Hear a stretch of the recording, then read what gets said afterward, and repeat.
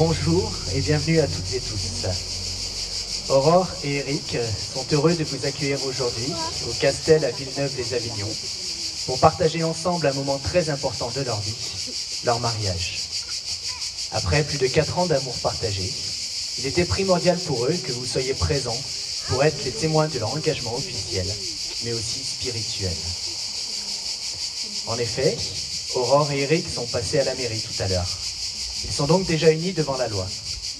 Certes, le mariage civil est une cérémonie fondamentale, car lui seul donne force et garantie de la loi aux devoirs, mais aussi aux droits des époux à l'égard l'un de l'autre, tels qu'ils sont prévus dans le Code civil.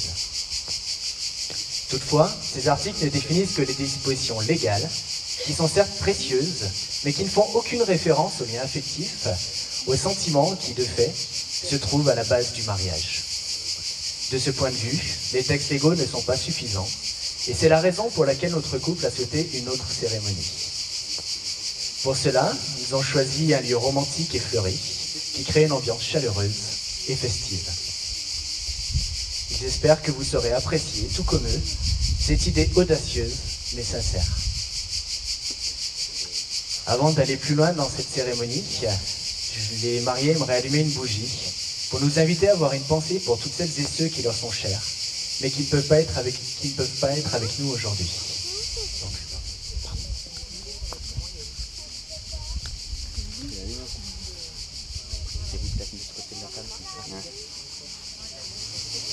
Ils ont également souhaité vous faire partager cette petite fable de Walter de Covert intitulée « La larve et la libellule ». Au fond d'un vieux marécage vivaient quelques larves qui ne pouvaient comprendre pourquoi nul du groupe ne revenait après avoir grimpé le long des tiges de lys jusqu'à la surface de l'eau. Elles se promirent l'une à l'autre que la prochaine qui serait appelée à monter reviendrait dire aux autres ce qui lui était arrivé. Bientôt, l'une se sentit pousser irrésistiblement à gagner la surface. Elle se reposa au sommet d'une feuille de lys et subit une magnifique transformation qui fit d'elle une libellule avec de fort jolies ailes. Elle essaya en vain de tenir sa promesse. Volant d'un bout à l'autre du marais, elle voyait bien ses amis en bas. Alors elle comprit que même si elles avaient pu la voir, elle n'aurait pas reconnu comme une des leurs une créature si radieuse.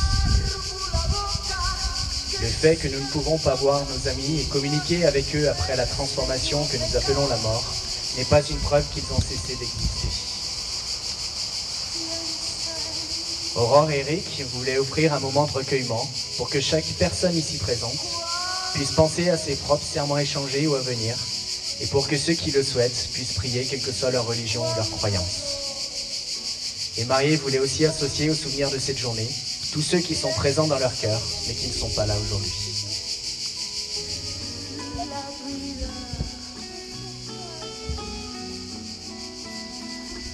No la quiero para nada, para nada. Eric, je me souviens il y a 6 ans. Dans ce jour de tristesse, je te disais, ne te décourage pas. Le plus beau reste à venir.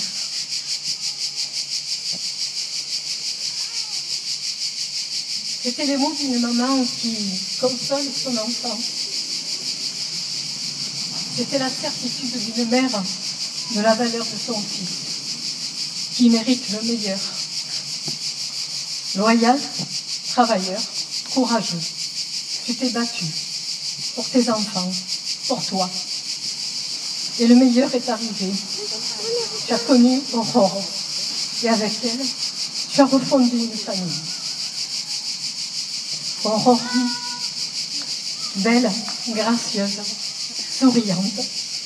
Nous avons fait ta connaissance un soir de juin 2008. Depuis, chaque jour, tu rayonnes dans nos vies, généreuse, comme le soleil d'été qui a vu ta naissance. Depuis, avec Camille et Alice, tu es attentive et rassurante comme une maman. Avec nous, attentionnée, bienveillante. Chloé et Patrice ont accueilli Eric en leur sein et je les remercie d'avoir reconnu l'amour qui unit nos deux enfants. Aurore, Eric, l'amour que vous portez à vos proches, c'est du bonheur au quotidien, c'est le trésor d'une famille. Il est précieux comme l'or qui compose ton prénom Aurore. Eric, Aurore, je suis fière et comblée de vous voir ce beau jour, unis par le mariage. Vous êtes deux beaux enfants et je vous aime. Je vous souhaite de grandes joies dans votre vie de couple. Et je vous dis encore aujourd'hui que le plus beau reste à venir.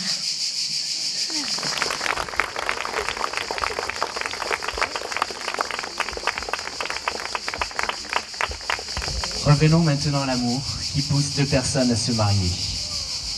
On sait que l'on aime